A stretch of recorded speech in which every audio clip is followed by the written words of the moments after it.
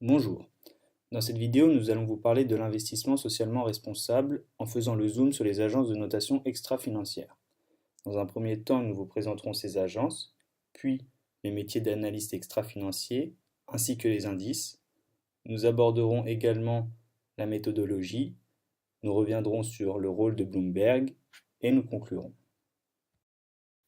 Pour citer Sir Nicole Ray, qui a créé le premier fonds de placement éthique en France en 1983, l'ISR s'est resté maître de l'orientation de nos placements afin qu'ils contribuent à un monde plus humain. L'ISR a existé à travers plusieurs générations. La première génération, avant 1980, était d'inspiration religieuse et était empreinte d'un certain idéalisme et défendait ses valeurs par des exclusions sectorielles et par un activisme actionnarial.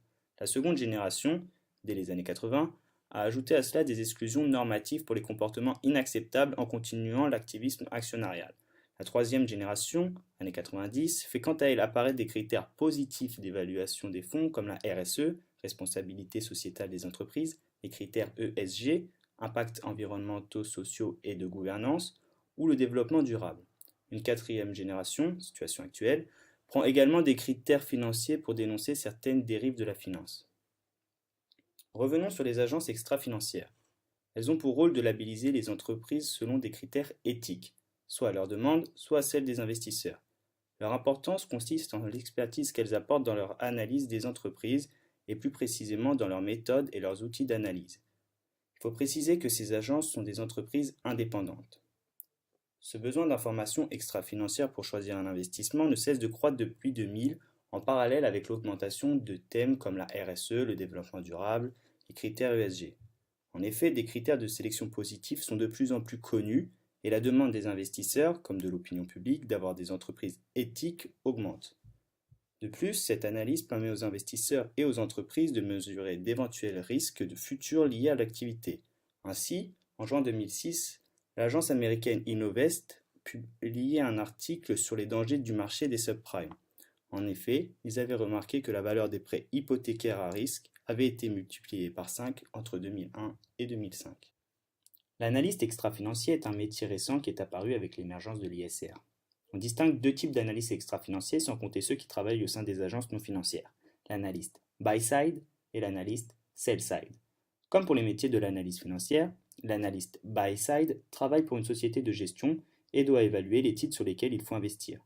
Il se sert pour cela des analyses sell-side. Pour l'analyste buy-side, la recherche d'informations se fait en plus avec les documents communiqués par l'entreprise, également par l'interview avec des responsables de l'entreprise, des parties prenantes comme les organisations non gouvernementales ou les syndicats.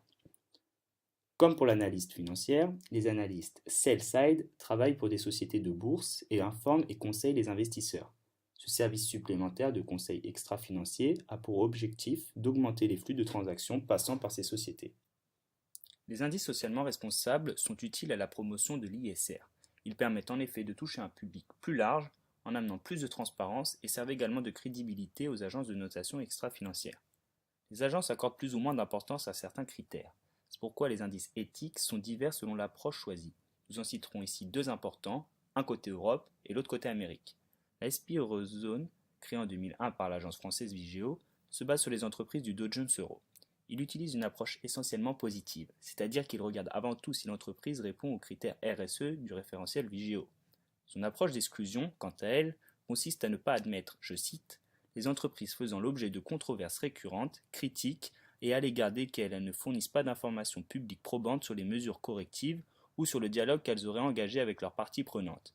Elles sont également exclues si elles sont mises en cause récemment dans des controverses critiques qui sont mises sous surveillance par Vigeo. On a donc parmi les critères d'exclusion Vigeo un fort accent sur la transparence entre la société et ses parties prenantes.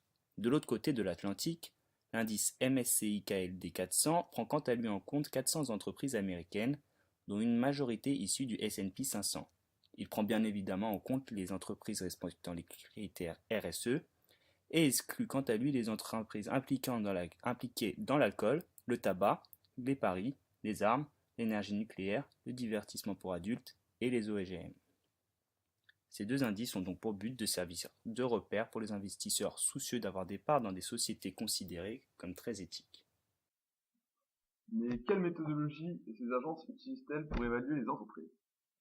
Cette question est essentielle pour la crédibilité de l'ISR car si les entreprises polluantes ou socialement irresponsables sont labellisées, alors le système ISR va perdre la confiance des investisseurs et cela signera son arrêt de mort. La méthodologie permettant de noter les entreprises sur des critères non financiers est structurée en 4 étapes. Premièrement, la définition du référentiel, ensuite la définition de l'approche, ensuite le choix de la méthode d'analyse et enfin le choix de la source d'information. Alors la définition du référentiel, le référentiel est le socle sur lequel se base l'agence de notation extra-financière pour procéder à l'analyse en elle-même et en elle-même par la suite.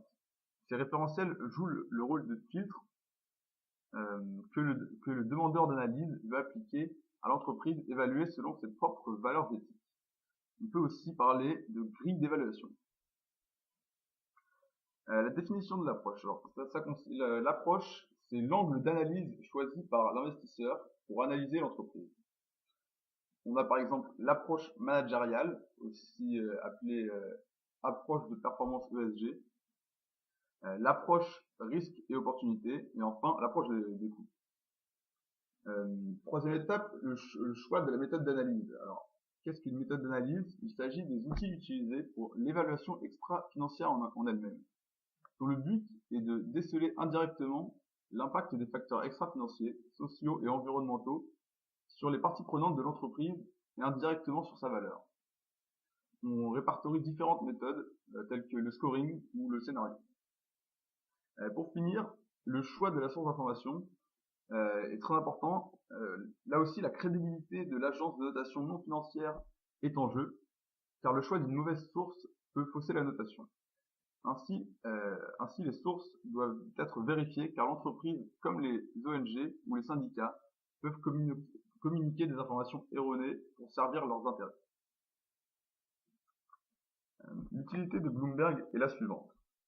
Bloomberg sert de fournisseur de données brutes aux agences de notation extra-financière pour leurs évaluations. Mais Bloomberg fournit aussi aux investisseurs un certain nombre d'indices permettant de distinguer les entreprises socialement et écologiquement responsables.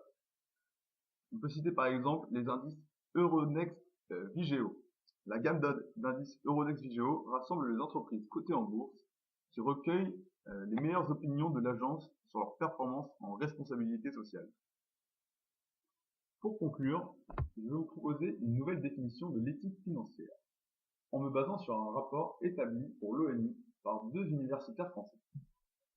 Il voit donc la finance éthique comme l'ensemble des pratiques financières accomplies par un ou plusieurs acteurs qui s'astreignent à se conformer à des principes et à des procédures garantissant que tous les autres acteurs concernés soient traités équitablement, avec respect et responsabilité.